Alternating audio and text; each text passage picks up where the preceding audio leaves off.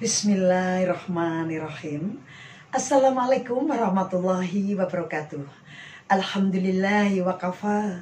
Wassalatu wassalamu ala rasulihil mustafa wa ala alihi wa sahbihi wa manitada.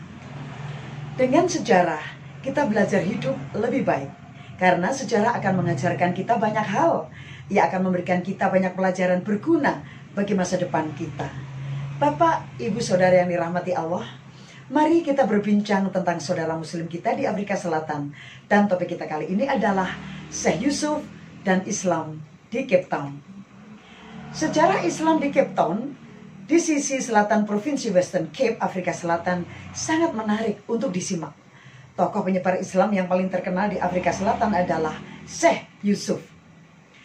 Warga Indonesia yang datang ke Afrika Selatan sebagian besar merupakan buangan atau tahanan politik dan juga budak. Dutch East Indies Company atau VOC membangun benteng Good Hope pada tahun 1666.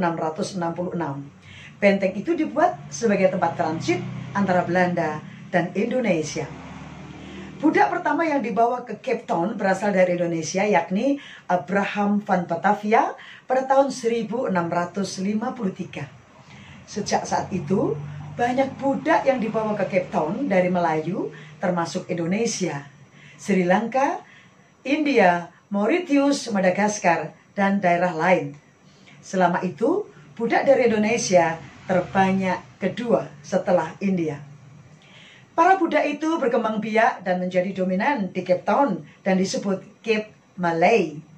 Terjadi kawin silang pula antara warga Indonesia dan penduduk asli, orang putih, dan ras lain. Hingga akhirnya mereka menjadi warga colored atau warga dengan kulit berwarna.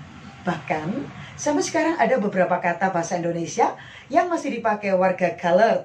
Sebagai misal kata belajar, buka, tuan, keramat, kemeja, dan lain sebagainya.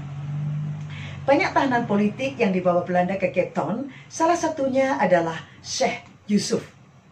Saat dibawa ke Cape Town, Syekh Yusuf bersama dua istrinya, 12 anaknya, 12 imam, dan 49 pengikutnya.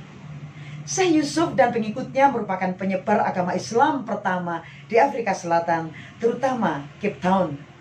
Dia dan pengikutnya serta para budak juga membawa budaya Indonesia ke Afrika Selatan. Bagaimana Islam bisa tersebar di ujung selatan Afrika? Semuanya adalah jasa dari Syekh Yusuf.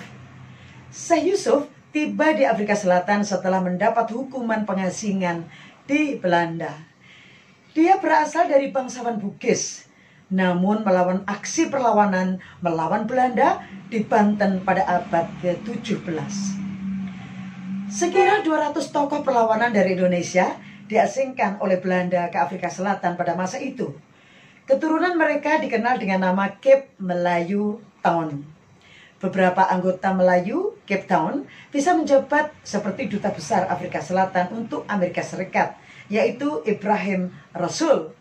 Syekh Yusuf sendiri diakui oleh pemerintah Afrika Selatan sebagai pahlawan. Syekh Yusuf dianggap sebagai bapak komunitas muslim dan bapak budaya Melayu dari Indonesia oleh penduduk muslim di Western Cape.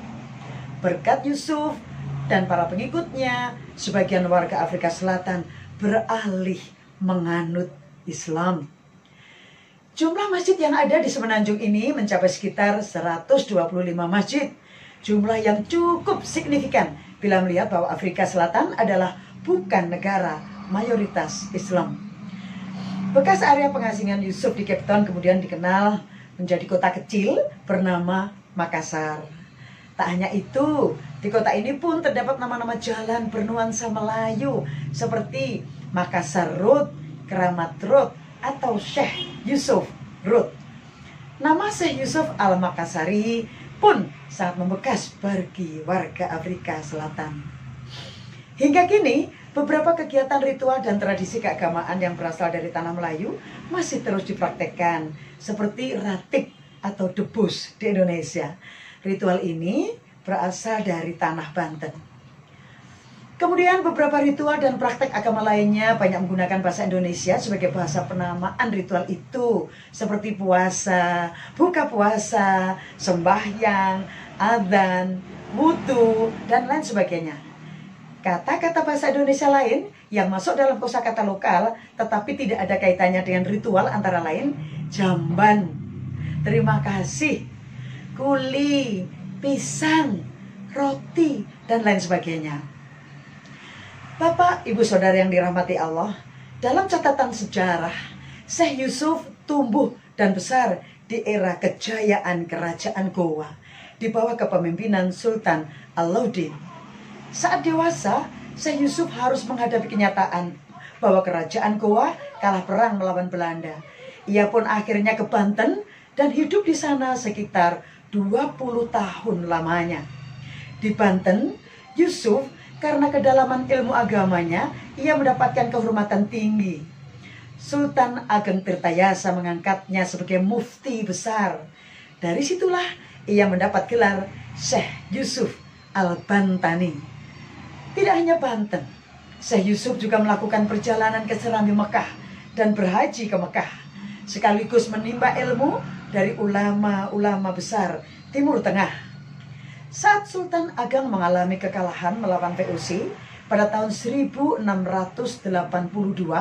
Syekh Yusuf ditangkap dan diasingkan ke Sri Lanka pada tahun 1684. Dalam pengasingan pertamanya di luar Nusantara, Syekh Yusuf masih aktif mendakwahkan Islam, bahkan memiliki ratusan murid yang kebanyakan berasal dari India Selatan. Karena VOC menganggap Syekh Yusuf masih terus berkomunikasi dengan pengikut-pengikutnya di Nusantara, ia kembali diasingkan lagi, lebih jauh lagi, ke Afrika Selatan pada Juli 1693. Lagi-lagi dalam pengasingannya, Syekh Yusuf tak pernah kehilangan pengaruh. Ia masih memiliki banyak pengikut di Afrika Selatan. Bapak, Ibu, Saudara yang dirahmati Allah, mari kita menjadi pelaku sejarah di masa kini. Dan jika Anda ingin diingat oleh sejarah di masa depan, sampai jumpa lagi di SCD mendatang. Tetap dalam serial Dengan Sejarah Kita Belajar Hidup Lebih Baik. Wabillahi taufik wal hidayah. Wassalamualaikum warahmatullahi wabarakatuh.